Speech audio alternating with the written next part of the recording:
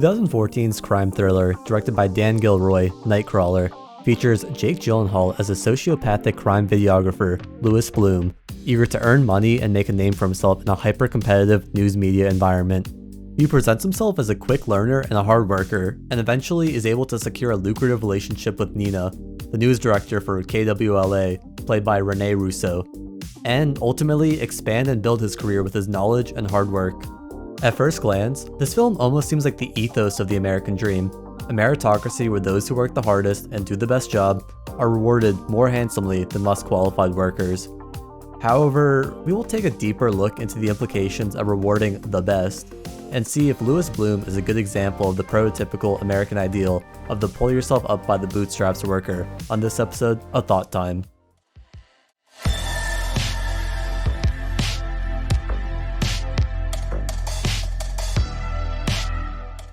We first see Lou stealing train tracks to sell for scrap to a local construction manager.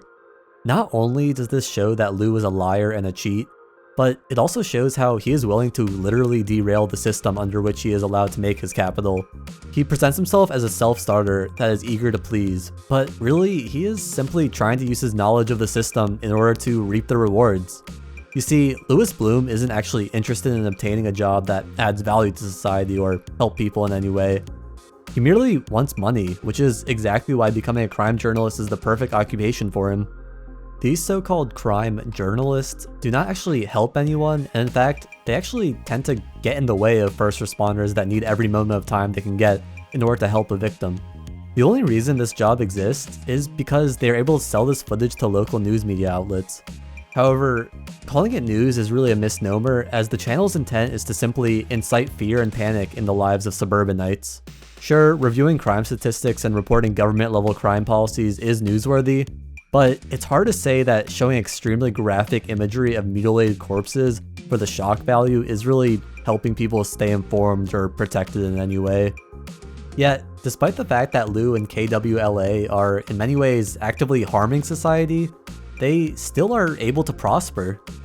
In fact, these types of jobs prosper more in times of suffering by exploiting suffering rather than helping. Now, there will always be suffering, and I'm not saying there shouldn't be jobs that can make a living from suffering. I mean, people like EMTs essentially have jobs because of suffering as well. But the difference is, they only get their money if they actually help people.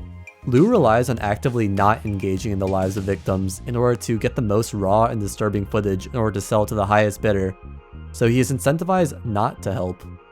Likewise, KWLA is incentivized to show the most graphic footage in order to compete in the hyper-competitive news media landscape, because, let's face it, no one really gets their weather from the TV news anymore.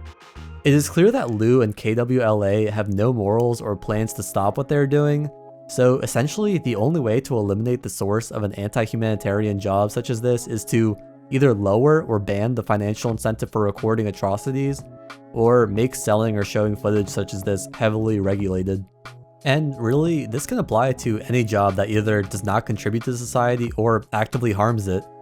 For example, a day trader on Wall Street can literally make money by buying and selling an arbitrary intangible asset on a secondary market that literally benefits nobody except themselves.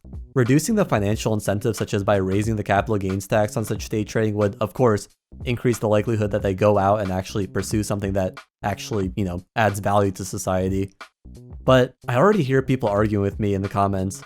Isn't working hard, making smart decisions, and stacking your cash part of the American dream? And to that I say, absolutely. However, I believe the purpose of labor should be to benefit yourself as well as the society around you.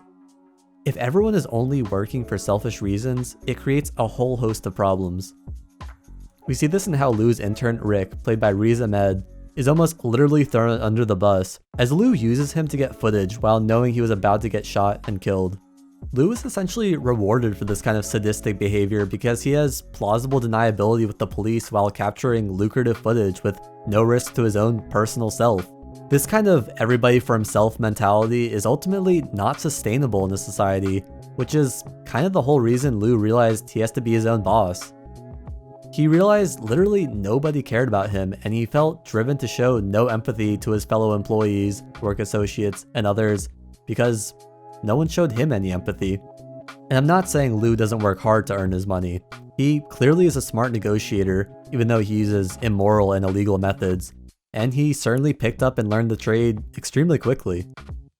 But in my opinion, working hard is not something that should always be praised, especially for careers that ultimately undermine the lives of others and society at large. Liu's psychotic behavior is ultimately rewarded in his job at the cost of EMT response times, police first responders, and the lives of the victims. Imagine if we took someone like Liu, who is smart and works hard, and put him in a job that rewarded him more by helping the most number of people. Maybe then he would actually feel more incentivized to help people. So in the end, is it fair to say that Liu is a bona fide achiever of the American dream and proof of a merit-based free market? Well, I would still say no. Like many businesses in a capitalistic environment, they still heavily rely on the exploitation of labor in order to drive their success. Liu would not have been as successful if he personally was risking his own life every single night to capture footage.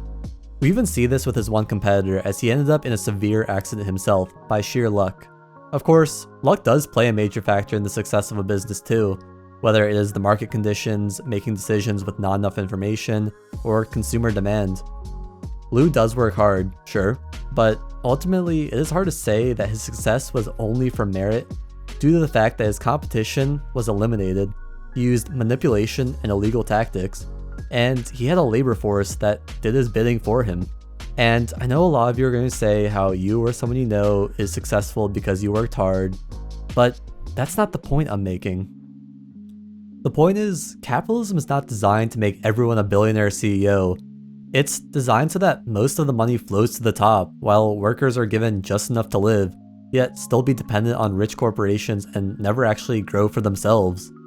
That's the vast majority of people's story, and your uncle that started his own toupee company really is the exception to the rule. This film concludes with Liu expanding his operation with the implication that he has no consequences to face. I think this speaks so much to the fact that in capitalism, the rich succeed not so much by being the nicest, it's usually by being the most ruthless.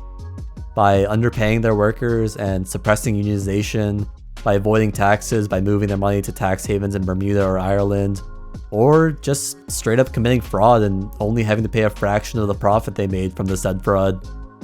And if any of that sounds merit-worthy to you, maybe meeting Liu won't be the worst day of your life, as you can rest easy knowing you are helping the best society has to offer. I like to say that if you're seeing me, you're having the worst day of your life. Anyway guys, thank you so much for watching another episode of ThoughtTime. If you liked what you saw, feel free to support the show by subscribing or checking out one of my other videos. Leave your thoughts or questions down below. I always do my best to try to respond to people. And until next time, take care.